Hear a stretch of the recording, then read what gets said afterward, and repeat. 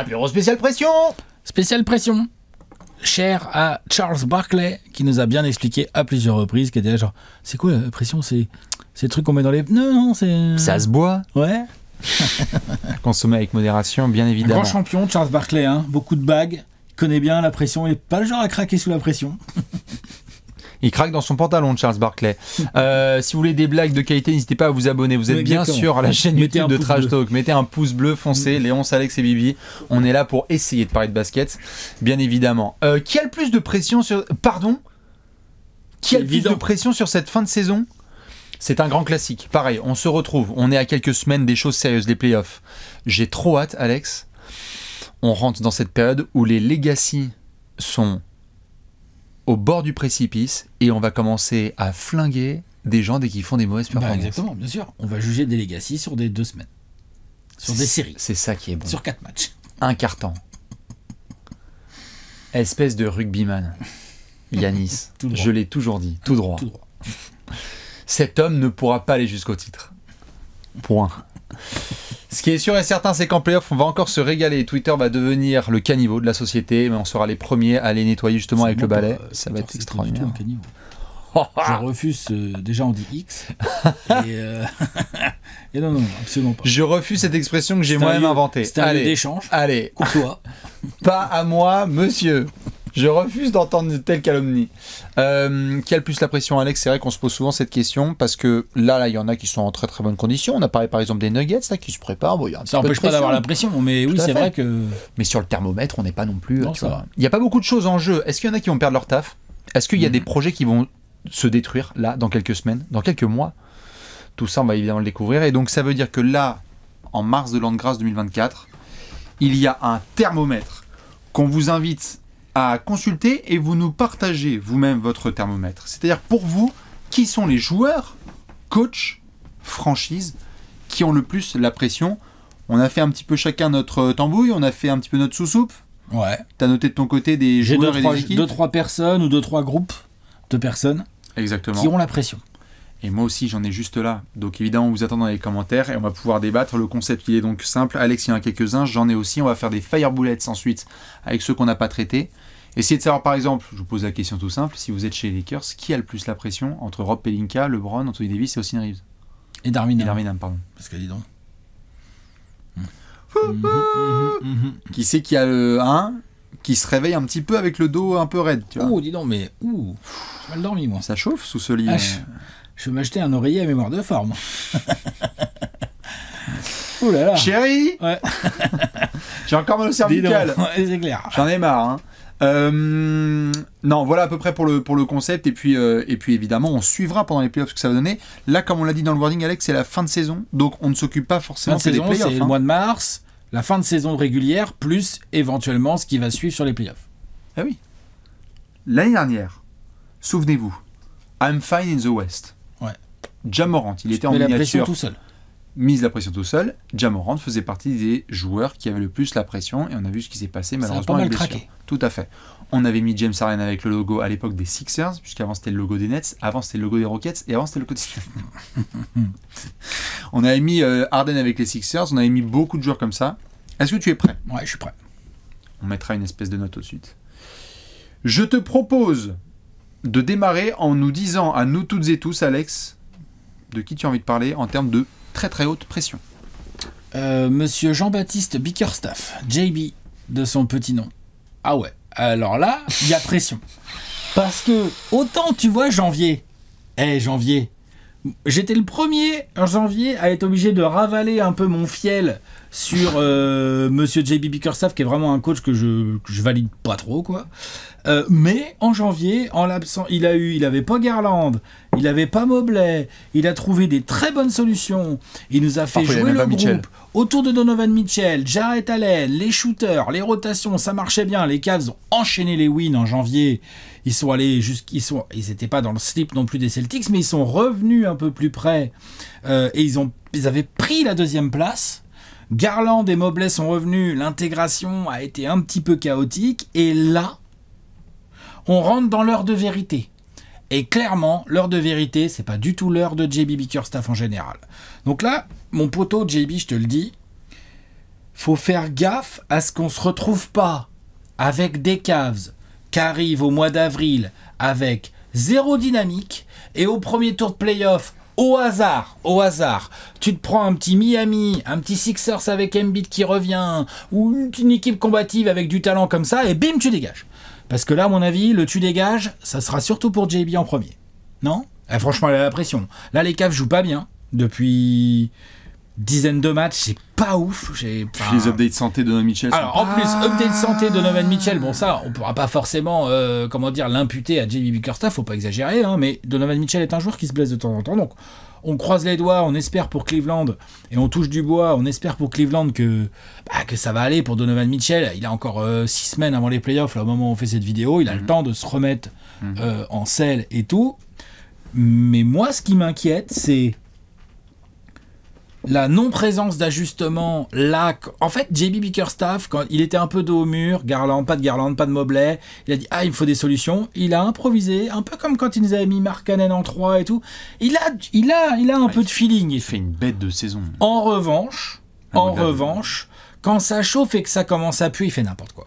Il y a encore des rotations qui nous rendent fous. C'est incroyable. Sur l'ensemble et là, de la j'ai saison, un peu peur. Oui, je comprends. Vu ce qui s'est passé, c'est pas comme s'il y avait du passif. Là, il y a du passif. L'année dernière, contre les Knicks, on pourra parler des joueurs des Cavs. Hein, je sais que Bastien va nous... Et t'as raison, Bastien, Jarrett Allen, l'autre, il tenait parfaitement dans la poche de Mitchell Robinson. Il n'y a pas que lui. Il n'y a pas que lui. Je vais descendre sur les autres. Mais tactiquement parlant... Non, mais c'est JB la tête. Hein. Tom Thibodeau, ce petit malin, il avait le petit sourire en coin, il avait JB Bickerstaff arrivé, il a fait cool. Ça, c'est bien, ça. Les Knicks ont terrassé les Cavs avec un Julius Randle, je vais peut-être en reparler d'ailleurs dans cette vidéo, un Julius Randle pas terrible en attaque. Non. En fait, JB Bickerstaff, avec l'effectif qu'il a, la régulière que les Cavs sont quand même en train de faire aujourd'hui, là ils sont 3e, je crois que les Bucks sont repassés devant quand même, assez clairement là. Hein. Il peut pas se permettre, là, il est obligé, il faut faire des bons playoffs. Il pourra plus se cacher là. Moi, les Cavs, franchement les Cavs, si là ça passe pas un tour... Je pense vraiment, il y a un risque que ça passe pas un tour, et je pense vraiment que JB Bickerstaff doit dégager dans la minute. Déjà, de toute façon, l'année dernière, c'était 5 sur 5 en pression. C'est du 5 sur 5.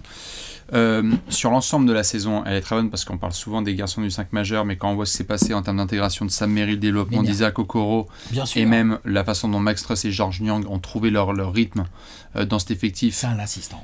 Pour le moment, c'est du très très bon.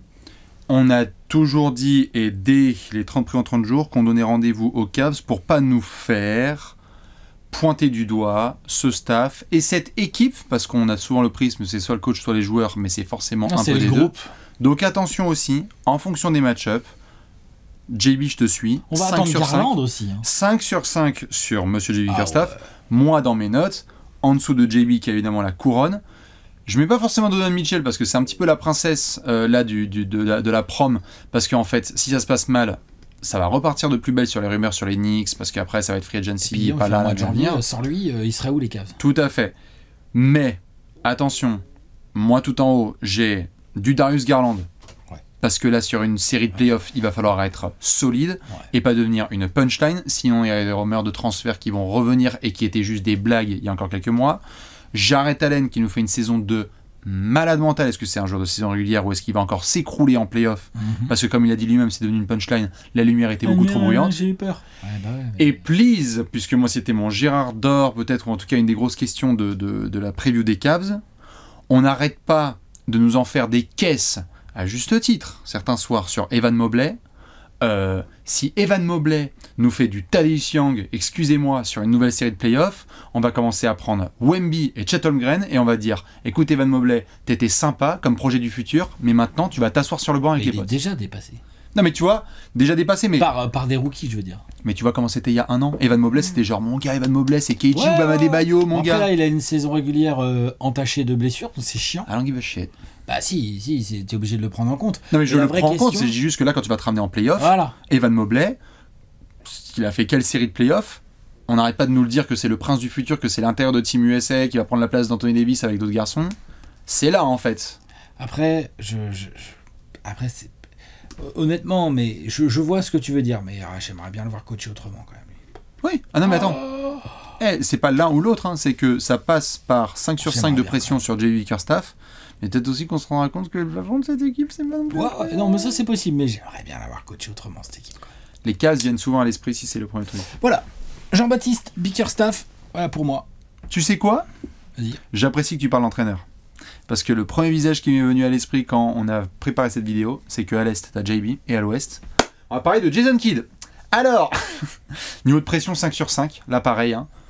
On est sur 5 sur 5 ? Ah oui, Jason Kidd, allez. Monsieur Jason Kidd, on sait donc comment ça se passe pour les Mavs, aujourd'hui à la bataille au play-in. Tout va très bien, on a eu des moments excellents côté Mavs. On l'a vu pendant la saison avec notamment les petits moves qu'il y a eu la deadline. On a vu PJ Washington et Daniel Gafford rejoindre ce groupe. On a pu compter sur du Derrick Jones Jr., du Dante Exum, l'excellente première saison de Derek Lively, tout ça autour de Luka Doncic et Kyrie Irving. Il y a beaucoup d'éléments qui sont en place pour que les Mavs puissent être le poil à gratter, l'équipe chiante à jouer en playoff. Il y a aussi beaucoup d'éléments qui peuvent nous mener à encore une fin de saison de merde des Mavs, très loin de l'ère Jalen Brunson avec Luka Doncic, où certes, M. Jason Kidd était déjà en place, était notamment passé sur le corps de nos amis les Suns en demi-finale. Mais là, Jason Kidd, attention. Parce qu'on a vu quelques matchs hyper intéressants des Mavs, on a vu aussi des grosses chiasses en termes d'utilisation, excusez-moi du terme, sur la façon dont il a pu utiliser Tim Hardaway Jr. et ses minutes, sur la façon dont il a fait ses rotations. Lively Gafford, sur la manière de jouer sérieux tous les soirs, les déclarations de Jason Kidd en sortie de match. Combien de fois je croise des fans des Mavs, français, américains ou d'autres pays, en sortie de défaite, conférence de presse, et qui disent « Mais dégagez-moi ce clown ». On va pas faire du tout noir tout blanc pour Jason Kidd. Il a montré des bonnes choses. On a vu des moments, on a dit franchement Jason Kidd c'est bien, il a retrouvé certains éléments, mais si Dallas... En fait, c'est quoi ? C'est Jason Kidd, il reste encore en place. Si Dallas ne passe pas le premier tour des playoffs, l'année dernière, on a compris ce qui s'est passé. Ils ont récupéré Kyrie Irving et ils ont fait un excellent tanking. D'ailleurs, ils ont mis la main à la poche, merci Mark Cuban, pour récupérer Derek Lively à la draft. Fine, c'est exactement ce qu'il fallait faire. Ça te coûte des pépettes, mais tu le referais 150 fois scénario pour récupérer Derek Lively. Par contre, là, tu as prolongé Kyrie, tu as Luka, tu as plein de garçons qui veulent essayer d'aller jouer le titre. Est-ce que Luka va, pour la 3e fois en 5 ans, sortir au premier tour des playoffs? Il y a eu quoi? Il y a eu 2 fois face aux Clippers, 2 fois face aux Clippers, une fois en finale de conf, et une fois ensuite il n'est pas allé en playoffs, c'est ça? Ouais. Donc 3 fois en 5 ans, il s'est fait sortir au premier tour des playoffs. Est-ce que Luka va rejoindre ce groupe-là? Ça ne dépend pas que de lui, ça ne dépend pas que de Kyrie, ça dépend aussi de Jason Kidd et de donc notre capacité à grincer des dents lorsqu'on va faire les previews de playoffs et se dire ah tiens alors Dallas contre Denver au premier tour, la match-up des coachs Alex, qu'est-ce qu'on en pense? C'est paradoxal Jason Kidd parce que c'est chaud, quand tu regardes les matchs des Mavs, moi il y a des trucs là récemment qui m'ont bien gavé, notamment l'utilisation des intérieurs, notamment quand les extérieurs rentrent aucun tir. Il n'y a aucun jeu sur les intérieurs alors qu'ils ont des super passeurs, ils peuvent jouer le pick and roll et servir des mecs comme Lively ou Gafford au cercle ou des shooters dans les corners, enfin bref. Là j'étais vraiment déçu. Jalen Hardy alors qu'il est en train de pourrir sur le banc pendant que Tim Hardaway Jr. Les choix de rotation un peu fermés là, de Jason Kidd récemment, c'est énervant. Et à côté de ça, c'est un type qui arrive à faire tourner un backcourt où on se disait et tout. Tu vois, en fait, c'est assez paradoxal Jason Kidd. C'est aussi pour ça que le niveau de pression sur lui va être grand. C'est qu'il a montré, par des choix qui sont à lui, que ça pouvait marcher. Et de l'autre côté, parfois, il fait son têtu, son borné. Moi, c'est surtout ça que je reproche. Mais oui. Et il fonce la tête dans le mur alors qu'il sait qu'il va dans le mur.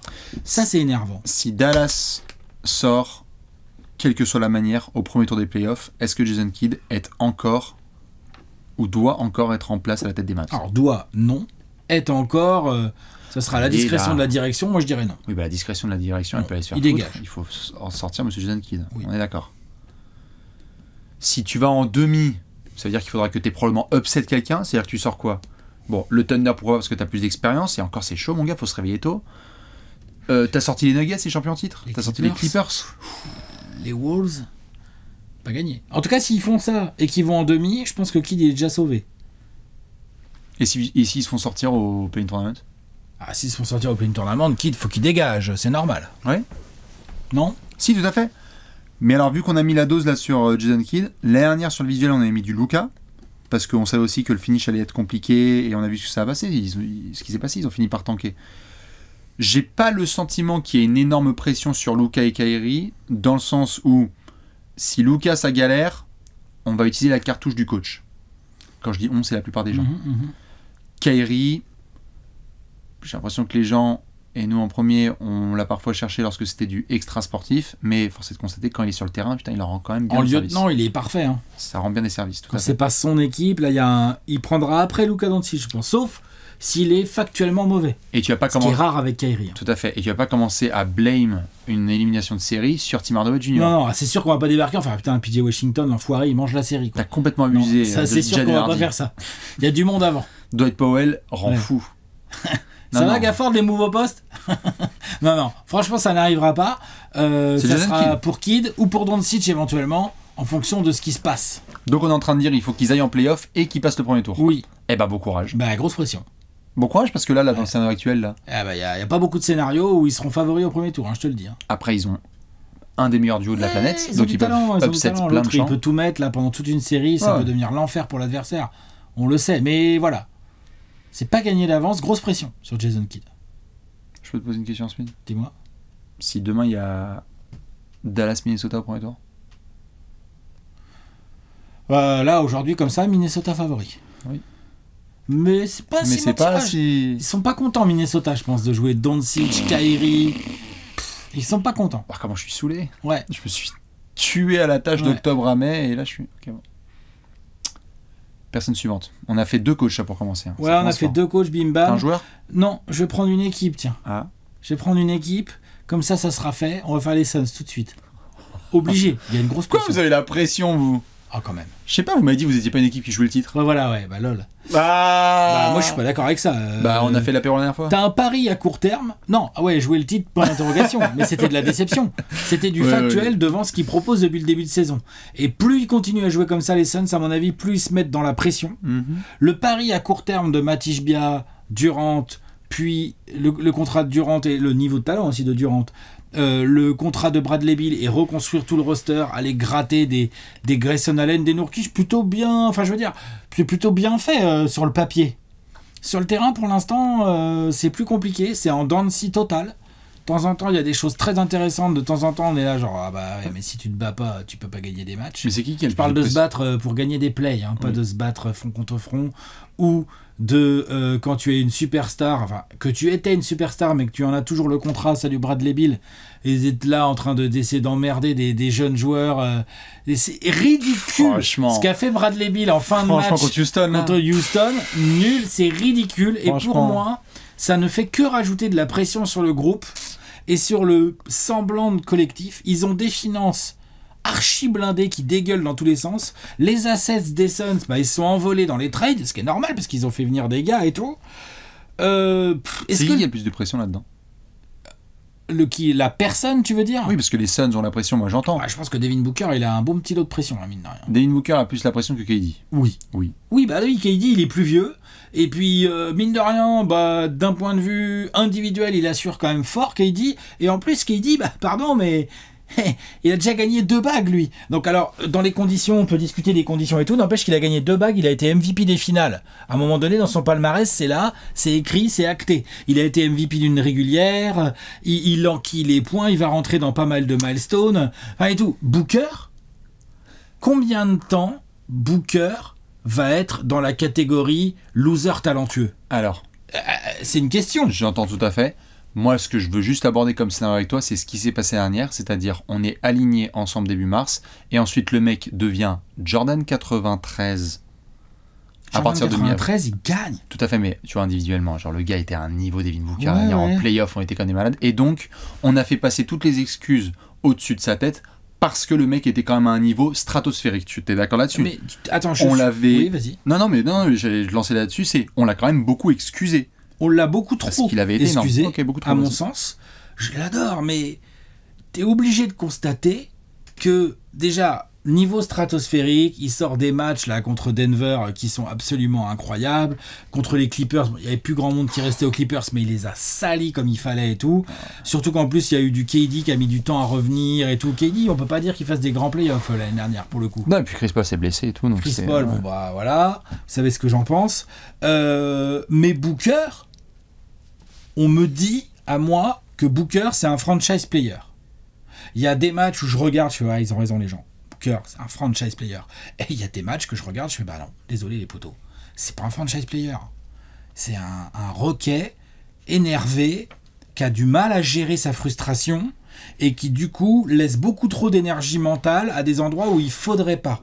Il a besoin de passer un cap. Donc, je fais l'essence, mais si ça se passe mal, je pense que forcément Booker devra prendre sa part. Et forcément, là, il a la pression. En plus, là, au moment où on parle, il est blessé. 27 piges. Donc, il va rater quelques matchs. Et il y a un autre paramètre, je vais aller vérifier tout de suite, mais oui, Devin Booker a fait une grande série de playoffs contre les Nuggets, contre les Clippers d'abord. Sur les playoffs au global, il était monumental. Voilà, mais il y a toujours un petit mais quand même, c'est que par exemple, quand ça pue et que t'es borderline de te faire éliminer, tu vois, par exemple, Booker, match 6, donc à la maison, l'année dernière contre les Nuggets, t'es mené 3-2, donc t'es dos au mur. Le Michael Jordan, là, 12 points, un 4 sur 13 au tir. Donc, je suis désolé. Après, c'est vrai que du coup, les gens, ils savent, hein, je suis fan des Suns, donc il y a toujours un peu plus d'émotion, tout ça, mais désolé. Vas-y, lâche-toi. Mais donc, Michael Jordan, sauf quand t'es dos au mur. Michel Jourdain. Voilà. Alors, c'est quand t'es dos au mur, oui, c'est plus trop Michael Jordan. Oui, après... Ah bah, pardon, mais c'est chiant. Ça me fait chier, ça. Oui, tout à fait. Après... Et c'est pas la première fois qu'il fait le coup. Hein. Ouais, après... Rappelle-toi le Game 7 contre les Mavs. Hein. Il sombre comme tout le monde. Il a sombré, et puis comme aussi, tout le monde. Tout à fait. Et il y a aussi les matchs sur lesquels Phoenix, en finale, se demandait comment est-ce qu'ils allaient tenir tête contre Milwaukee, et le mec a planché des 40. Au milieu de la série. Au milieu de la Quand série. est-ce que Booker va poser le bon gros elimination game qui soit te sauve, soit te fait gagner, genre un Game 7 ou un Game 6 où t'es mené par l'adversaire. Enfin, en gros... Donc c'est 4 sur 5, en fait, Devin Booker. On a l'impression. Ouais, c'est il n'est pas 5 sur 5 parce qu'en gros, il revient l'année prochaine. Quoi. C'est un haut niveau de pression pour Booker, mais effectivement, il a des cartouches encore dans le fusil. Je pense que, attention, Bill, il a la grosse pression aussi. Hein, parce qu'il a un gros contrat. Bill, attention. Ouais. C'est vrai ou pas ? Ouh là là, ouais, Bill, attention. Bill, s'il fait... Parce que, bon, Booker qui est ok, mais Bill, il est censé... si on commence à dire Bradley Beal ou Austin Reeves, on va commencer à faire what ? Mais on en est là. Pardon ? Aujourd'hui, dans la hiérarchie des Suns. Non, j'ai eu peur. Aujourd'hui, dans la hiérarchie NBA. Non, dans la hiérarchie des Suns, quel est le joueur le plus important ? Grayson Allen ou Bradley Beal ? Le plus valuable. Le plus important, ouais, c'est Grayson Allen. C'est Grayson Allen. oui. C'est-à-dire que là, si tu me mets à l'aube des playoffs et que tu me dis Grayson Allen est blessé, je fais ah merde. Si tu me dis Bradley Beal est blessé, je fais bon, il y a Grayson Allen. Yes. Il y a Grayson Allen. non, mais c'est pas le même poste. Bon. C'est pas le même jeu. Mais ce que je veux dire, c'est ouais, il a la pression. Donc c'est pour ça que j'ai dit les Suns en angle d'entrée, parce que pour moi c'est global, c'est-à-dire que Vogel quelque part non, Vogel ça va être compliqué, à moins qu'il fasse des erreurs de coaching de fou furieux, mais pour l'instant on a du mal à le juger. Je pense pas qu'il se fera juger là tout de suite dès cette fin de saison là et ces playoffs là, mais il y a aussi les paris de Matisse Bia. Matisse Bia aussi, mais le joueur, la personne qui a le plus la pression, c'est Booker. Tout à fait. Et j'espère, en fait, qu'il va nous montrer que cette pression, justement, il sait l'utiliser là et qu'il va comprendre cette pression qui pèse sur lui pour, à 27 ans, t'as dit ? Ouais, 27 ans. C'est montrer que prime, là. Les immenses matchs de playoff qu'il a déjà proposés par le passé jusqu'en finale NBA, c'est pas juste des coups comme ça à droite à gauche, qu'il peut y avoir une vraie continuité sur une campagne entière et des matchs où Phoenix est dans la merde et en fait on va être là, on fait le débrief le lendemain, on fait putain, Booker l'enfoiré. On croyait qu'ils avaient perdu, puis en fait non. Booker il a sorti le gros truc quoi. Tout à fait. Monsieur Devin. Grosse pression. Mention très rapide pour nos amis du Thunder qui n'ont pas la pression, mais par contre, je voulais faire un tout petit focus sur monsieur Josh Giddey, puisque le Thunder en soi va participer aux playoffs. Retour en playoffs après les belles années Kevin Durant et compagnie. Alors évidemment, moment très précieux pour la fanbase, pour les joueurs, pour le coaching staff, découverte aussi de ce que c'est avec l'avantage du terrain, donc plein de choses de l'ordre de la découverte, et donc ce côté naïf et soupçon. Des excuses dans tous les sens. Ouais, alors. Enfin, je veux dire tout à fait. Et des moi, circonstances. Ouais, exactement. Parce que des excuses, moi en tout cas, je vais leur souhaiter de découvrir tout ça avec toutes les leçons qui vont découler de leur performance en play-off. Et donc, moi, je ne juge pas le niveau de pression de ce Thunder parce qu'au global, ils vont établir qui ils sont là sur ce premier tour de play-off.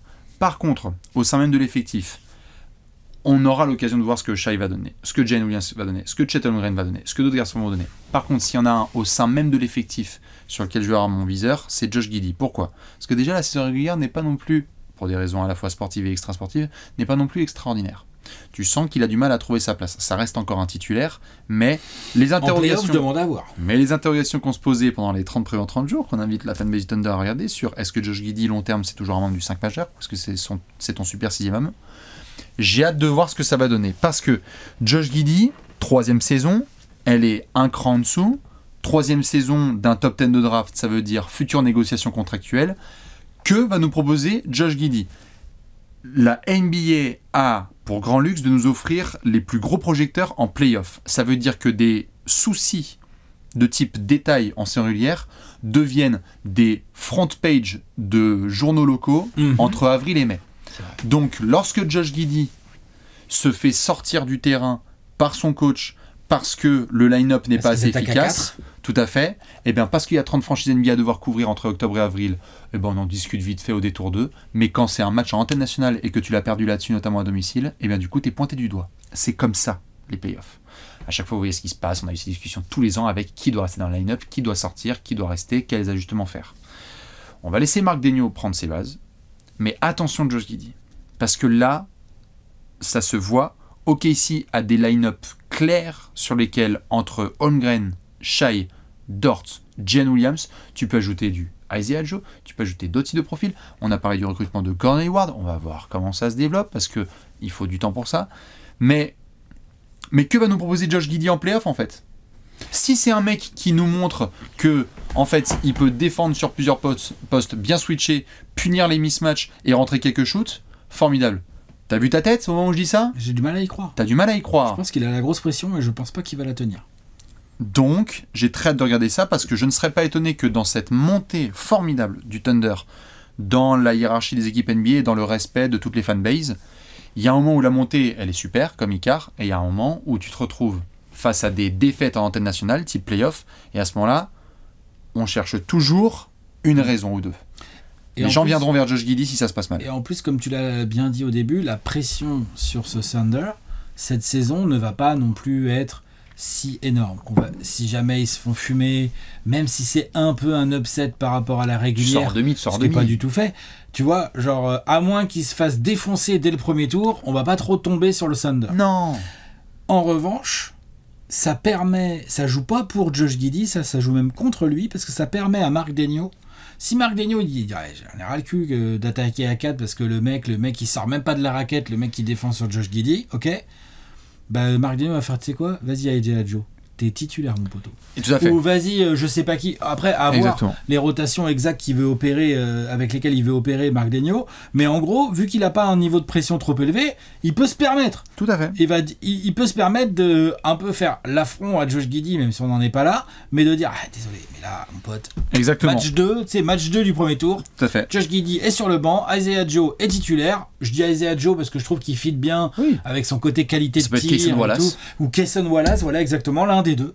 Et on y va, allons-y gaiement et on va tous dire ah là là, il part sur l'option encore plus jeune et tout, mais on va oublier Josh Giddey dans la seconde là. Et en fait, c'est pas contre lui, mais à la fois il y a un avantage pour le Thunder, c'est que si ça se trouve, enfin c'est sûr et certain, Sam Presti et Mark Daigneault feront un bilan à la fin de la saison et se diront bon ok, comment est-ce que on évalue ce groupe, c'était vraiment le cachet de cette saison-là du Thunder, comment on l'évalue en saison régulière et en play-off, et c'est quoi le projet et de quoi tu as besoin. Si Mark Daigneault dit, écoute, voilà, moi je sens qu'avec ce groupe-là on peut faire des choses extraordinaires, mais je sens que dans les rotations je peux pas compter sur lui, lorsque Josh Giddey et son agent vont aller toquer à la porte du Thunder, à la limite, je leur souhaite que ça se passe pas très bien, parce que la prolongation contractuelle, du coup, elle sera pas folichonne. Parce que là, Giddey va devoir toquer à la porte. Ah, bah là... Et je ne sais pas si le Thunder va lui donner un gros contrat, là, vu comment ça se passe. Non, mais c'est sûr qu'ils vont pas lui donner un gros contrat, là. Donc, à quelle hauteur ? À quel point Josh Giddey va être... Est-ce que l'année prochaine, quand on fait les 30 plays en 30 jours, on va dire 5 majeurs, Samouraï Champloo. Ouais. Et en sortie de banc, alors attends, du coup on a Isaiah Joe, Cason Wallace. Josh Giddey qui a pris la mid-level. En 9e moment, mais Josh Giddey. Attention à Josh. Je t'en prie, Alex. Un autre. Tiens, j'ai fait les Suns, je vais faire les Kings. Les Kings ont la pression. Ah ouais. Ouais, les Kings ont la pression pour une raison simple, c'est que ils sont énervants. Ils sont énervants. Pourquoi ils sont énervants ? Autre raison simple, c'est quoi l'histoire ? Ils vont faire donc moins bien que l'année dernière ? Je sais, on va me dire oui, en termes de bilan, grosso modo, ils sont à peu près dans le même rythme que l'année dernière. Oui, mais pas la concurrence. La concurrence, elle est dans un autre rythme. Les Kings n'ont pas évolué. Attends, la manière, j'y viens. Mais déjà, au niveau comptable, ils sont pas tellement en dessous de l'année dernière, un tout petit peu. Mais par contre, au niveau de la manière, mais là, cette année, on n'y croit pas du tout. On n'y croit pas du tout. Il y a des très gros matchs où on se dit ah cool et tout contre des grosses équipes, il y a même des très belles victoires et tout. Et il y a des défaites mais lamentables. Alors oui, c'est sûr, De'Aaron Fox il est blessé. Il faut qu'il ait une vraie pause. J'espère qu'il a le temps de faire une vraie pause et que quand il reviendra, il sera encore temps d'aller faire quelque chose en post-season. Mais moi, je commence à avoir un peu peur là pour ces Kings, pour Mike Brown qui n'a pas réussi à les faire progresser. Ouais, dans Domantas Sabonis, c'est sûr. Il aurait dû être All-Star, hein. Il enchaîne les triples-doubles, les doubles-doubles, les triples-doubles, tout ce que vous voulez et tout. Ça gagne pas des masses. Malik Monk peut tout à fait être 6e homme de l'année. Ouais. C'est possible, hein. Franchement, il déchire en 6e homme. Félicitations. Mais ces Kings, pour moi, ont la pression, une pression qui s'appelle l'impatience du résultat. C'est-à-dire que, c'est quoi l'histoire ? C'est les Kings, ils vont aller faire le play-in, là, sans même l'avantage du terrain. Ils vont devoir aller jouer leur survie sur un match contre Dallas, contre Phoenix, contre New Orleans, ou je sais pas, les Warriors, les Lakers et tout. Donc, immense risque de se faire fumer. On va se regarder, on va faire, attends, l'année dernière, ils étaient géniaux, ces Kings. Ouais, mais ils ont quand même perdu au premier tour. Et là, on va dire, ouais, les Kings, en plus, cette année, ils ont enchaîné par une saison moins bonne. Donc, en gros, c'est quoi l'histoire ? C'est... On n'y croit plus, quoi. Moi, je serais fan des Kings, honnêtement. Hein. Je suis un peu fan des Kings, mais pas complètement. Mais je serais complètement fan des Kings. Je pense que je commencerai à en avoir marre. Je pense que je commencerai à me dire vas-y, c'est bon, cette équipe, elle m'a saoulé. Je vais regarder les Suns, au moins ils sont rigolos, tu vois. Un truc comme ça. Hein. Non, mais j'aime l'humour, voilà. L'humour de quartier, le petit bistrot du coin, donc je vais regarder les Suns. Voilà, c'est ça. Non, mais concrètement, la pression, elle est là pour les Kings. Il y a eu un truc incroyable qui s'est passé l'année dernière, c'était génial, un engouement de fou, un retour en play-off après 17 ans, une série, bon, tu la perds en 7, Steph Curry, il a dit non, 50 points, tout ça, t'as poussé les Warriors ultra loin et tout, ok, mais derrière, c'est pour faire une saison régulière comme ça, et qui va potentiellement mal se finir, enfin quand je dis mal se finir, moins bien se finir que l'année dernière. Alors, c'est tellement Kings, mais c'est moche. Et ça met la pression. Ça peut casser le projet, ça.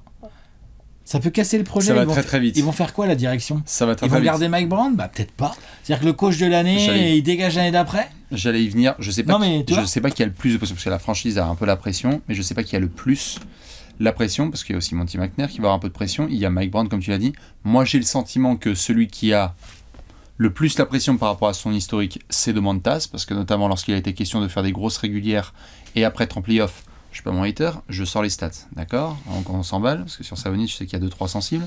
Donc, Domantas Sabonis, que ça a été contre Golden State avec Draymond Green. Tu veux dire qu'il n'a pas des stats de All-Star en play-off ? Non, c'est juste qu'il a fait des très très bonnes régulières et qu'après, factuellement, la capacité de Sabonis à dominer à partir du 15 avril n'a pas été prouvée. Après, on peut dire que c'est les match-ups, que c'est les coéquipiers, etc. Mais que ce soit de Indiana à Sacramento, c'est un fait. Donc, moi, je le vois juste sur les réseaux sociaux et sur la façon dont Domantas Sabonis est dessiné d'une manière générale. Il y en a beaucoup, et je peux les comprendre, qui disent « Formidable, vas-y frérot, fais-nous des double-doubles et des triple-doubles en saison régulière. Si c'est pour être avec des soucis de faute, ou te faire tabasser sur ta match-up parce que mentalement t'y étais pas, ou que t'as juste gonflé les muscles, mais en fait t'as fait le même type de jeu d'intensité en série régulière par rapport en playoff, parce que Domantas Sabonis joue très dur tous les soirs et c'est une de ses qualités principales. Attention, il y a encore plein de fans de Golden State qui disent ouais ok d'accord, mais c'est pas Domantas qui nous a fait le plus peur, c'était De'Aaron Fox, c'était Malik Monk, c'était les gars qui prenaient chaud, etc. Donc à Domas aussi de faire le boulot, parce qu'il fait une saison magnifique. J'ai pas l'impression que Fox a trop la pression. Mike Brown là. Monty McNair ? Pas encore, je pense. Ça va vite, hein. L'année dernière, allez voir les 30 previews, on mettait Sacramento devant OKC et Minnesota. Hein. Ouais, ça va vite. Donc là, les Kings, pression sur les Kings, pression sur le beam. Qu'est-ce que t'as d'autre ? J'ai une hésitation entre 2 hommes dans la même franchise. Et je veux bien l'avis des fans des Wolves. Et des gens dans les commentaires, et de Alex. Karl Anthony Towns ou Chris Finch? Nous sommes chez les Wolves, qui sont dans le top 3 de la conférence Ouest. J'ai pas envie de mettre trop de pression sur Anthony Edwards, Rudy Gobert, Mike Conley, parce que j'ai l'impression que ça va, même si Rudy aura son niveau de pression aussi par rapport à certains historiques anciens. Il a la pression là en arrivant en play-off. Hein. Il va être attendu. Il va pas avoir zéro pression, mais j'ai l'impression qu'on va lui donner la capacité aussi de pouvoir se tester en play-off, tu vois. J'ai du mal à voir les gens dire « Oh !» Bon, évidemment, s'il c'est lui le patron ou c'est pas lui le patron? S'il est à 12 points de moyenne à 30%, oui. Non, mais c'est lui le patron ou pas? C'est lui le franchise player. Tout à fait. Bon, donc il a la pression. Parce qu'on tombe toujours sur le franchise player d'abord. Et tous les franchise players de chaque franchise auront l'impression que c'est playoff, tout à fait mon cher Alex. Mais j'ai l'impression qu'entre Anthony Edwards et Karl Anthony Towns, j'ai l'impression que c'est 4 qui a le plus la pression à Minnesota. Okay. Pour des raisons de 1, équipe qui a fait une super régulière. 4 en premier, qui revient avec le niveau All-Star qu'on attendait et qui intègre tout le monde bien dans le collectif. Son association avec Rudy Gobert, elle est magnifique, il s'est bien ajusté, il y a des efforts défensifs. C'est parfait ce qu'il propose. Mais depuis le début de l'histoire de l'humanité, et surtout depuis l'arrivée de Karl Anthony Towns à Minnesota, s'il y a une cible facile, c'est le chaton. Ah ça c'est sûr que c'est une cible facile. C'est le 4, pour à la fois ce qu'il a pu faire, et aussi la situation des Wolves. C'est-à-dire que certains vont dire « Ah mais regarde, Minnesota sort encore !» Bon, bah quelles ont été les performances de Karl Anthony Towns en play-off? Oui. Memphis, Minnesota il y a 2 ans. S'il est pas bon, on va lui tomber dessus. Memphis, Minnesota il y a 2 ans. Où on s'est dit genre en fait qui est dans le money time, comment ça se passe et tout. Enfin tu vois, il y avait des moments où on se disait genre ok c'est Anthony Edwards et pas de Beverley, et ensuite on essaiera de voir qu'est-ce qu'on va faire. Minnesota a la pression en tant que franchise parce que là ils font une très très grosse régulière. J'ai l'impression qu'Anthony Edwards on va le suivre et c'est une jeune superstar donc on va le laisser s'exprimer au maximum. Rudy a pas mal de pression, mais je crois que je ne serais pas étonné si ça se passe pas très bien pour Minnesota, que le surlendemain, les rumeurs autour de Karl Anthony Towns, elles reprennent de plus belle. S'il a été mauvais dans une série de playoffs, je comprends. De par la situation contractuelle de Minnesota, qui a prolongé McConney, prolongé Anthony Edwards. Et qui a gagné hyper cher. Non mais c'est sûr. Mais cette tout saison... dépendra de la série en fait. Cette saison, je trouve les gens un peu durs avec Towns, moi. Ah ouais. Les gens sont plutôt d'accord sur le fait qu'il fait une bonne saison. Hein. Oui, dans une bonne saison, mais justement, mais là, tu vois, tu dis, ouais, il a la pression en arrivant en play-off. Moi, je trouve que justement, avec ce genre de régulière, il s'en enlève déjà un peu. Ça n'empêche pas qu'il va falloir qu'il réussisse en play-off, mais on lui a dit, t'es pas le patron, t'es lieutenant. Il a rien dit, Kat, il a pas fait d'histoire. Il est devenu lieutenant. On lui a fait comprendre que ça serait bien quand même de se craquer un peu plus en défense. Il se craque en défense. Il le fait. Et il a retrouvé, l'année dernière, il a vraiment eu du mal à revenir en termes de qualité de shoot. Là, ça y est, c'est le 4. Ça revient bien, il est très dangereux. Et du coup, dans le spacing, il a vraiment une grosse carte à jouer lors de ses playoffs parce qu'il représente... En fait, il représente un des atouts les plus fiables de Minnesota en attaque. Moi, je trouve. Spacing, c'est emmerdant de jouer 4 parce qu'il est grand, c'est un 7-footer qui s'écarte. En plus, il joue à côté d'un pivot, donc si t'as pas 2 grands, bah, en fait, t'as forcément un mec qui se fait un peu bouffer en taille, soit par Gobert, soit par 4. Donc, je trouve sa mentalité bonne. Je trouve... Oui, il a la pression. Mais, sincèrement, je suis pas sûr qu'il l'ait plus que Chris Finch ou Anthony Edwards. Chris Finch, moi je le mettais devant parce que je pense que si Minnesota a un souci, le coach sera le premier à être pointé, même si là il pourrait finir coach de l'année selon certains. Enfin, tu vois, je pense coach de l'année pour sa régulière, oui, mais s'il n'arrive pas à s'ajuster en playoff, pas s'ajuster, ce sera compliqué. Sur du demi-terrain contre les Clippers ou les Nuggets ou je sais pas quoi, il va prendre cher, c'est sûr. Je ne serais pas étonné qu'on se retrouve tous les deux dans des situations à se demander sur l'échiquier d'une série qu'Anthony Towns était la pièce la 3e pièce la plus importante, la 4e pièce la plus importante, où il a joué comme le 6e meilleur joueur de la série, tu vois, souvent on va se retrouver... Parce que, toi et moi, on va vouloir que Anthony Edwards soit le meilleur joueur des Wolves sur chaque série. Enfin, on s'attendra à ce que 4 soit le 2e. Ouais, a priori, ouais. 2e, 3e, on va dire. Tout à fait. Et c'est là que moi j'ai hâte de voir. Je pense que Chris Finch a le plus de pression, mais peut-être que je me trompe et je veux bien l'avis des fans des Wolves. J'ai l'impression que si les Wolves se font sortir vite, j'ai plus confiance dans le fait que Chris Finch reste en place que Karl Anthony Towns reste dans la franchise. Ah ouais? Mais je suis tout à fait ouvert au fait que les gens me disent n'importe quoi. Moi, je dis ça dépendra clairement de ce qui s'est passé. Évidemment. Non mais tu vois, parce que c'est dur de dire ça avant. C'est-à-dire que... Si Rudy fait n'importe quoi, les gens vont commencer à faire des mèmes en disant lol. Si t'as un Thunder Minnesota et que Edwards il est dans la poche de Shai Gilgeous-Alexander pendant toute la série, merci, on va être obligé d'en parler, tu vois, c'est ça que je veux dire. Donc mais tout contexte confondu. En tout cas, ça veut dire que Finch et Towns sont quand même les deux qui ont le plus de pression avec un peu d'Anthony Edwards. Oui. Tu as un dernier ? Un petit dernier pour la route, Monsieur Julius Randle. On parle pas trop de lui là parce qu'il est un peu blessé là ces derniers temps. Et puis l'infirmerie d'Enix, j'en ai parlé dans les 10 choses à surveiller, ça se confirme. Hein. C'est marrant, je suis désolé, je voulais pas leur porter la poisse moi à mes Enix. Mais malheureusement l'infirmerie, on la sentait pas, elle est bien pleine, trop pleine. Puis on sait pas quand les mecs vont revenir. Et Julius Randle, normalement, il est programmé là pour revenir courant mars et se remettre bien en route. Tu penses qu'il a la pression ? Oui, il a la pression. Parce qu'il y a un truc, désolé, hein. Il va l'avoir là, on la voit pas encore parce que c'est tout ça, c'est masqué par d'abord le niveau de performance d'Enix en janvier qui a été excellent, janvier-février. Ensuite les perfs de Brunson, ensuite un peu d'infirmerie, il manque des joueurs et Mitchell Robinson et Anunoby et le pauvre petit Randle, il est blessé. Oui, c'est vrai. Sauf que là, Enix, ça va un peu moins bien. On va voir dans quelles conditions ils vont arriver en play-off, mais c'est juste un peu plus dur. C'est normal, au bout d'un moment, les blessures, ça use.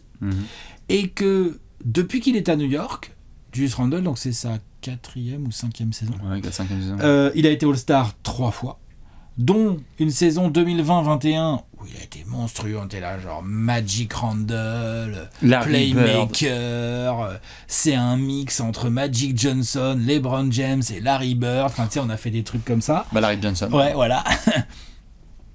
Et il est arrivé en play-off, premier tour contre Atlanta.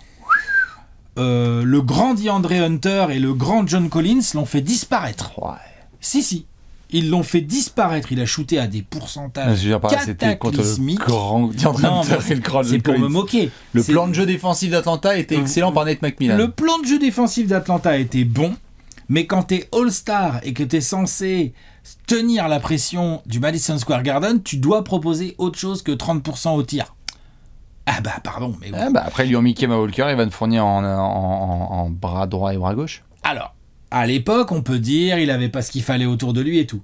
L'année dernière, ok, c'est vrai, il était un peu blessé. Hein, j'ai vu, j'étais là et tout, machin.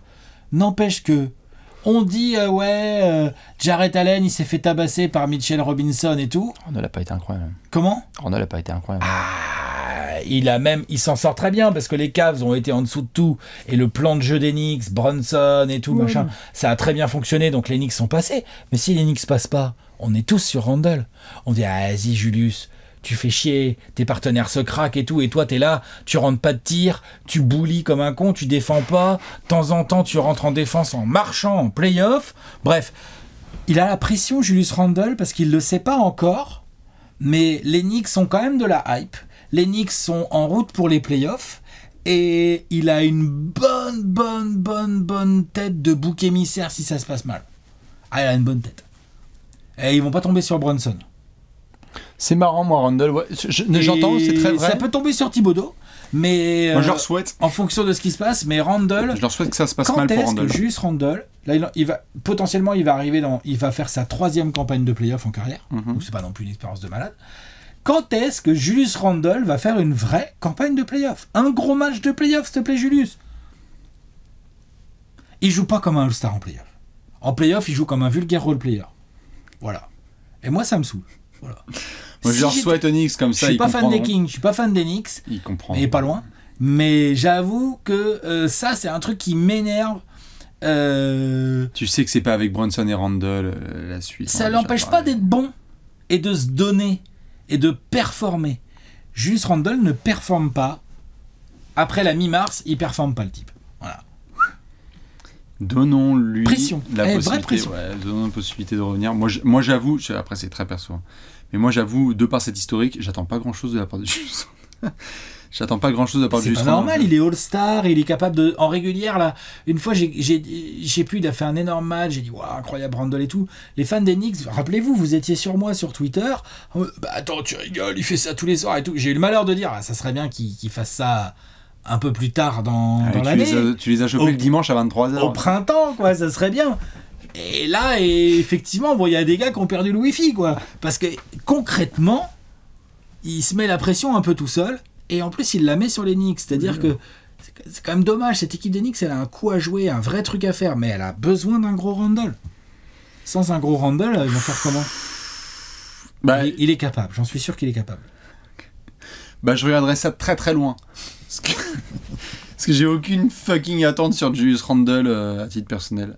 Et c'est pas contre lui, il est capable d'être à un niveau All-Star, mais un et un font deux. Le soleil se lève à l'est, Julius Randle fait des super automnes. Et hiver occasionnellement. Ouais, voilà. Sinon, on va le cataloguer direct. Eh bien, écoute, moi, pour finir, j'ai l'équipe qui, pour le mois, a le plus la pression de tous. Et là, quand je vois sur les réseaux sociaux ce qui se passe, ça me sidère. On va décortiquer un petit peu qui a le plus la pression chez les Boston Celtics. Mais là, en ce moment, je préparais cet apéro et je me disais, ok, les mecs sont en train de nous faire une saison. On n'a pas vu un niveau de domination depuis les Warriors de 2017. Ils sont hallucinants en attaque, en défense, en collectif, à 3 points. Au niveau du sérieux, des séries de victoires, tout déroule. Moi, je débarque sur les réseaux, je dis franchement, Boston, ils évoluent à un tel niveau, c'est incroyable, il faut qu'ils aillent jusqu'au bout. Tu as 3 types de réponses. La première, c'est les fans de Boston qui me disent, les gars, yes, on va jusqu'au bout, c'est notre année, let's go, on va passer le cap. T'as les deuxièmes qui disent, Bastien, réveille-toi, ça va craquer, soit en finale NBA, soit en finale de conférence. Craquer mentalement, quoi. Craquer. Et on va y revenir après, c'est soit la main gauche de Bibi, soit c'est le coach qui s'est pas ajusté, soit c'est le franchise player qui prend que des jump shots, soit tout ce que tu veux. Et après, t'as le troisième type de comportement, c'est genre, ouais, mais mon gars, moi je préfère telle et telle franchise qui me rassure plus. Et en fait, ça fait des années qu'on dit, ok, Jason Tatum est encore jeune, il a quoi ? Il a quelques mois de plus de la part de... Il donne des belles assurances quand même cette année, Boston. Là. Boston dans un niveau de malade. En fait, en gros, là, la Boston... N'importe quel autre résultat que la bague, je sais pas si on se rend compte, mais n'importe quel résultat autre que la bague, c'est quoi ? C'est un échec. Parce que soit t'es là en finale NBA et tu t'es fait taper par une équipe de l'Ouest, j'ai n'importe quoi, Denver, et du coup on va dire, les gars, franchement l'Est. Non mais regardez, les mecs ils affrontent soit les Warriors, soit les Nuggets, ils se font babysitter. Premier round. Ouais.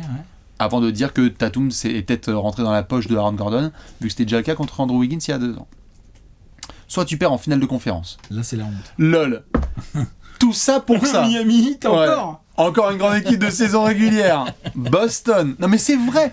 Tout le monde attend que ça. C'est soit le titre, soit l'humiliation. Non, le niveau de pression, il est lourd. Pour moi, c'est l'équipe qui a le plus la pression de toute la NBA. Ça fait des années qu'on est sur le projet Tatum Brown. Là, ils ont fait Brad Stevens. Il a fait, tu sais quoi, on va mettre Jrue Holiday. Il y a Derrick White que j'ai récupéré par le passé. Ils ont un 5 majeur.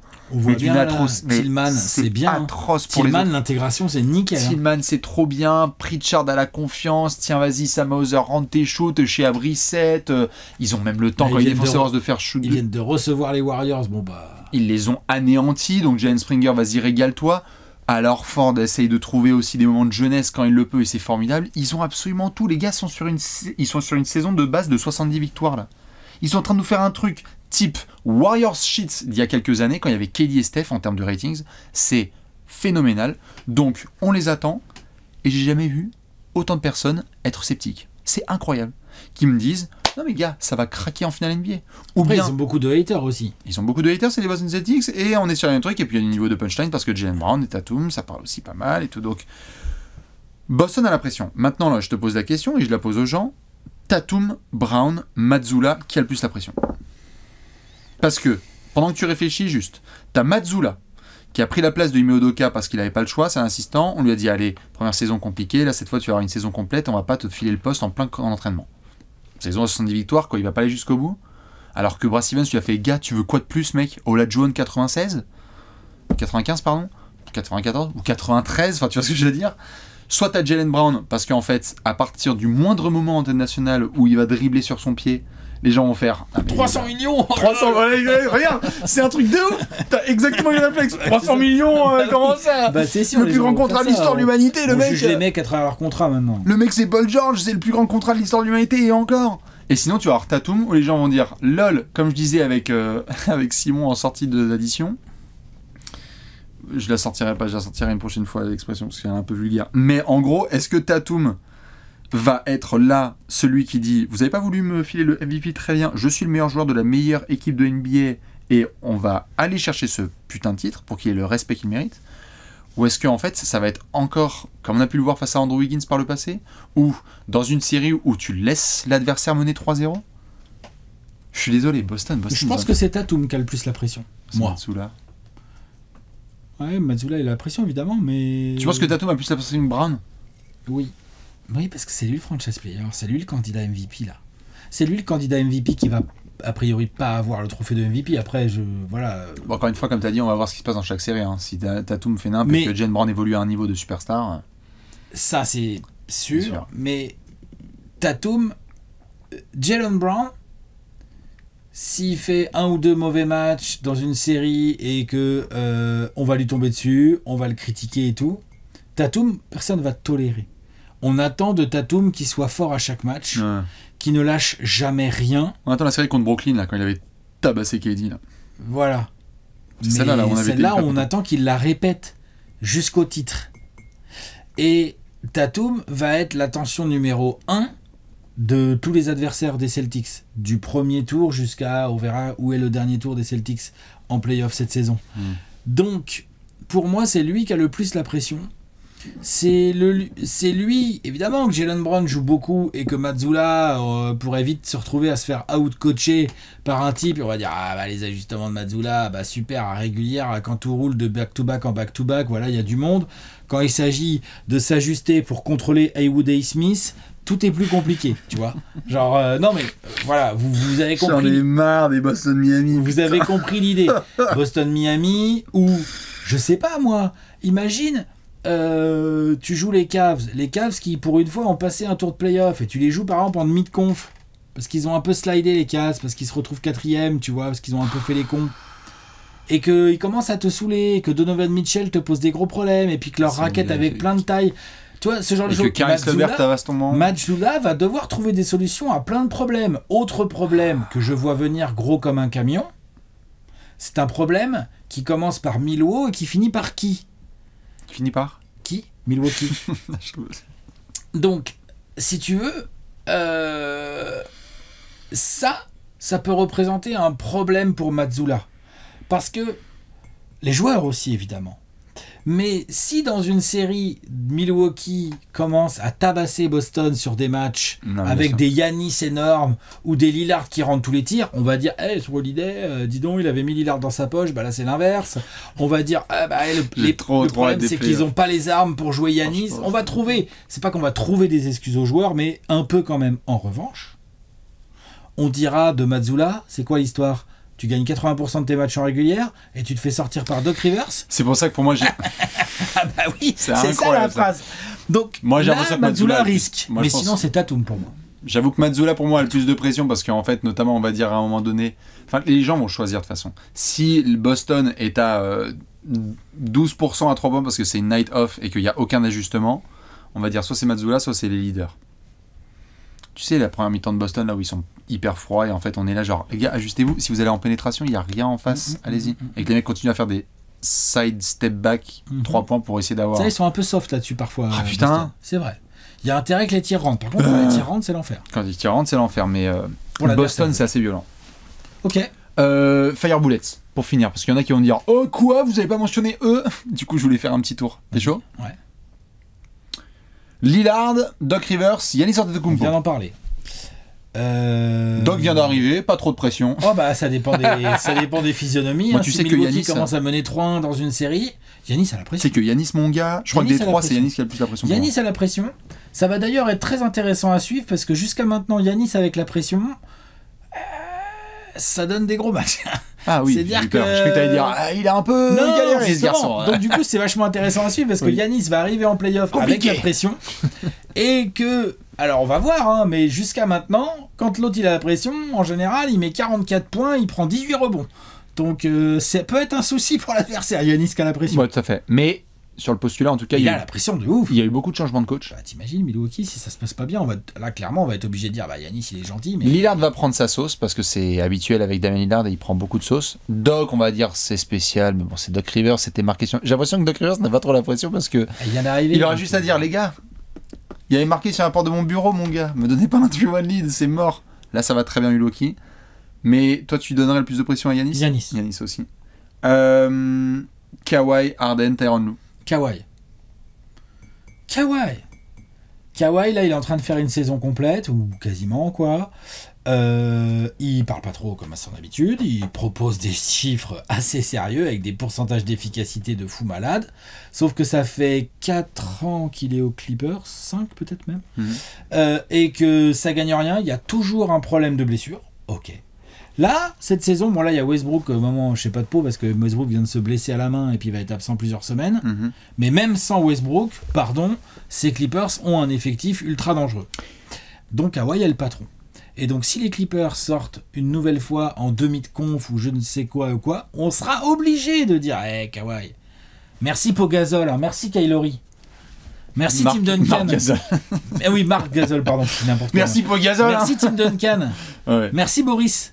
Non mais j'exagère volontairement le trait, mais les gens ont la pression. Ouais, tout à fait. Les gens ont leur viseur naturellement sur Harden parce que c'est comme ça. James Harden, c'est sûr, mais il n'est pas le patron. Mais on va voir. Ouais. Il y a Paul George aussi. Qui a la pression. Évidemment que Paul George a la pression. Pas contre Harden et Paul George en playoff, il nous en a fait des pipis de chat. Hein. Oui, et il a fait aussi des gros trucs, donc on va voir. Il a fait des gros trucs en playoff, Oui. Avec Indiana à l'époque, et quand Kawhi s'est blessé, c'est jusqu'en finale de conf. Les Warriors.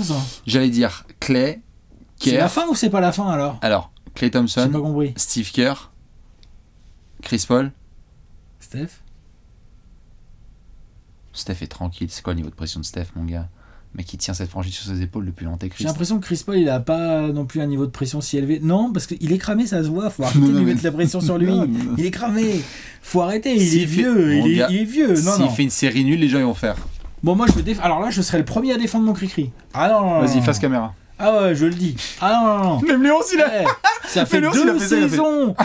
Il vient de faire 2 campagnes de playoff avec les Suns où on a vu qu'il était cramé. Les mecs le recrutent en filant Jordan Poole. Le fautif, c'est pas Chris Paul. Vas-y, c'est pour Steve Kerr. Non. Pression sur Steve Kerr. Ouais. Et sur Klay Thompson. J'en ai une belle. Et sur Klay Thompson aussi. Oui. J'ai négocié un contrat, non ? C'est pas ça ? Si, ouais, voilà. Steve Kerr et Klay Thompson. Darvin Ham, Austin Reeves, Rob Pelinka. Et Anthony Davis ? On l'ajoute ou pas là-dedans ? Qu'est-ce qu'il a approuvé, mon gars ? Faut juste qu'il soit sur le terrain. Oui. Et il dit, qu'est-ce qu'il est le pauvre, il a fait quoi ? Il a essayé de tenir contre Nikola Jokic ? Voilà. T'as perdu contre le meilleur joueur de la planète. D'accord, mais du coup, il a un petit niveau de pression parce qu'il est censé. Ouais. S'il y en a bien qui est censé pouvoir résister à tout type de pression à l'intérieur, c'est Anthony Davis. Ouais. Non, mais je suis d'accord. Rob Pelinka. Non, Darvin Ham, pour moi, il est déjà presque dehors. Il est dehors. Quel que soit le résultat. Moi, c'est juste Rob Pelinka. Et si ça dégage un peu trop vite, c'est sûr que ça va pas traîner pour lui. Moi, je vais mettre Rob Pelinka quand même tout en haut parce que si les Lakers, parce qu'il existe un scénar, là on se marre et tout, mais il y a un scénar dans lequel les Lakers sortent au play-in. Oui, bah bien sûr qu'il y en a un. Ou au premier tour salement, ça existe. C'est pas tout l'effectif qui revient en complet la saison prochaine. Je ne sais pas du tout comment va prendre LeBron si la sortie elle est vraiment atroce. Je pense que pour le moment, au moment où on parle, Los Angeles aura comme ailier titulaire la saison prochaine Monsieur LeBron Raymond James. Mais attention à la fin. Parce que Rob Pelinka, c'est pas tout droit là, tranquille. Il nous a fait un bel été, formidable, tout ça. Et ça ne paye pas pour l'instant. C'est Darvin Ham le premier fusible quand même, non ? Je sais pas. Et c'est lui qui sera le premier fusible. Mais juste attention. Que Rob Pelinka ne croit pas qu'il est détente, genre l'année prochaine, j'ai LeBron James à 100% sûr, quoi. Attention. Ah oui, dans ce sens-là. Attention. Mais je pense qu'il a quand même un argument, Rob Pelinka. Si ça se passe mal, regarde, il a quand même un argument. C'est Bonbon. Le coach que j'ai recruté est mauvais. Non, mais attends, il a un argument. Il va aller voir Bonbon et faire t'avais raison. Darvin Ham, c'est un jambon. Donc on va prendre un vrai coach. Alors la phrase, c'est bon, on avait tort. Ouais. Parce que c'est eux deux qui ont choisi. Non mais qui veux-tu, mon LeBron ? Voilà. Il a cet argument. Alors que Darvin Ham, lui, il a pas d'argument. Lui, franchement. Honnêtement, Darvin, je te le dis, prépare les valises. Parce qu'à T'es un jambon, mon frère. Attends, il y a quoi comme scénario qui peut sauver Darvin Ham ? C'est plutôt dans ce sens-là qu'il faut pas. Comme l'année dernière, gros run de fin de saison, tu vas jusqu'en finale de conf. Ça oui. Dis donc. C'est périlleux, mon pote. Hein. Dis donc, c'est que c'est un bon scénar. Tu connais Gervin? Waouh. Falloir s'accrocher fort. Non, vas-y, c'est pour Darwin Ham. Ouais. Ah oui. Et après, moi, je suivrai de très très près, parce qu'on a dit fin de saison, donc régulière et playoff, Zion et Tobias Harris, c'est aussi un bonus. Zion, on va voir, parce que là, ça parle de tranquille, hein, les Pélicans, ça va jusqu'en playoff, mais on va voir Zion en PO. Et... parce qu'on a vu que du Brandon Ingram avec CJ McCollum à l'époque. Hein. Donc Zion Williamson, on va voir. Oui, il a l'impression, c'est clair. Et puis Tobias, parce qu'à chaque fois, de toute façon, dès qu'il faut tomber sur quelqu'un à Philadelphie, c'est Tobias Harris. C'est normal. C'est la base. Donc c'est la base. Dites-nous, vous, qui a le plus la pression sur cette fin de saison, sur les 450 joueurs de NBA, leurs 30 coachs, ou peut-être 31 bientôt. Les playoffs vont être encore l'occasion de détruire des legacy. On vous fait plein de bisous et on se retrouve dans les commentaires. À la prochaine. Ciao, ciao.